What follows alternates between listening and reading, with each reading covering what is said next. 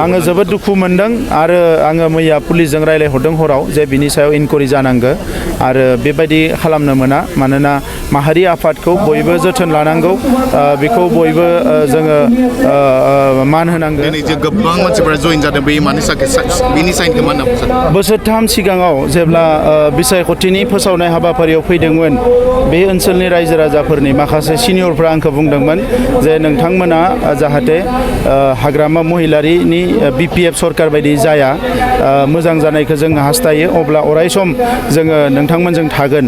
दा दिनै आङो बेवहाय हरिसिंगाव फैनानै बोसोरथामनि उननि जि थासारिखौ दिनै फिन नुफिनबाय जे बेवहाय जोबोद माने गोजोननाय मोनदों आरो थुलुंगाखांनाय मोनदों।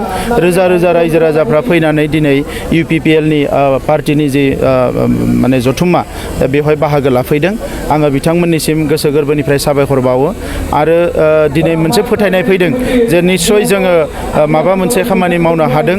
रायजो राजाफोरा हास्थायनाय लुबैनाय खामानिफोरखौ जों निस्सय मावनो हादों। बेनिखायनो दिनै रायजो राजाफ्रा लोब लोब फैदों आरो गोदानै रोजा रोजा जइन जाफैदों। दा बिनि थाखायनो फैबाय थानाय समाव आरोबाव मोजां खामानि मावनांगोन बेखौनो आङो मिजिंथियो। जोङो नाजादों BTR ओनसोलखौ अरायसम गोजोन खालामना लाखिनो थाखाय बयनोबो रैखाथि होनो थाखाय हा हुनि जेंनाखौ फोजोबनो थाखाय साख्रि बाख्रि जिखिनि ओंखारदों बेखौ घुस होआलासिनो मोजाङै साख्रि होनो थाखाय जों नाजादों। सोलोंथाइ रांखान्थि समाजखान्थि गासैबो बिथिंखौ जोङो एड्रेस खालामनो नाजादों आरो बेखौ हयथ' रायजो राजाफ्रा दिनै बुजिदों फोथायदों। दा नंखायनो आं रायजो राजाफोरखौ साबायखर बावो आरो इयुनाव UPPL हान्जानि साफ्रोमबो जोंनि EM MCLA MLA दैदेनगिरिफोरखौ रायजो राजानि थाखाय आरोबाव मोजां खामानि मावनो थाखाय आं बिथांमोनखौ खावलायदों। दायो MP इलेक्सन सफैबाय थाबाय दायो खिन्थु क'क्राझार जाबाय मोनसे माने मान सन्माननि खोथा थायो बे समाव बिथां बेरेखा हान्जायाबो गोख्रों नाजादों। दा बे क'क्राझाराव एबार रावबो हानाय नङा। UPPLनि जि बिजाथि जागोन BJP UPPLनि जि बिजाथि जागोन बियो गोबां भटआव देरहागोन आरो बिनि थाखाय केम्पिंनि खामानियाबो जोब्बाय रायजो राजाफोरनि सिन्थायाबो फैखाबाय। दा क'क्राझार लकसभा समस्तिखौ खुनु कारनाव एबार माने फेजेननो हानायनि खुनु लामा गैया। एबार जोंनि बिजाथिया गोबां भटआव देरहागोन बेयो रोखा जाबाय आरो दरं उदालगुरियावबो जोंनि बिजाथिया गोबां भटआव देरहागोन।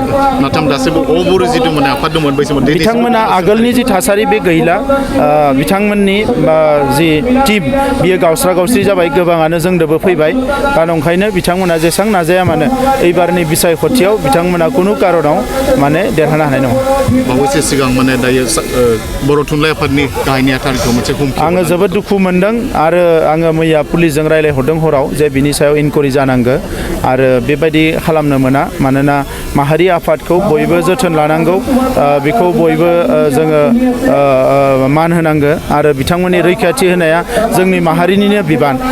जोंनि हारिनि सोरबा जुदि बेबायदि सानदोंबा बिनिख्रुइ आरो दुखुनांथाव जेबो गैया। दा बेबायदि साफा सानै मानसि मालाबा फैयो बे सोरबा मोनसे हानजा होननानै आं सानाखै।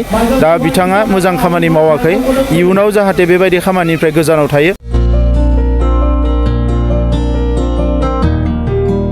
उदालगुरि नोगोरनि संकरदेव मिशन हाई स्कुलनि साखाथियाव थानाय रेगे-रेगां दख'ना गलायाव लफाय FNF महर ब्रेन्ड बिबार ब्रेन्ड आर'नाइ ब्रेन्ड जुरिफान माथानि बायदि बायदि रोखोमनि दख'ना आर'नाइ ब्लाउस फालि आरो बर'नि साबसिन हामसिन आगरनि जिफोरखौ हलसेल आरो रिटेल मोन्नैबो बेसेनाव बायनो हागोन।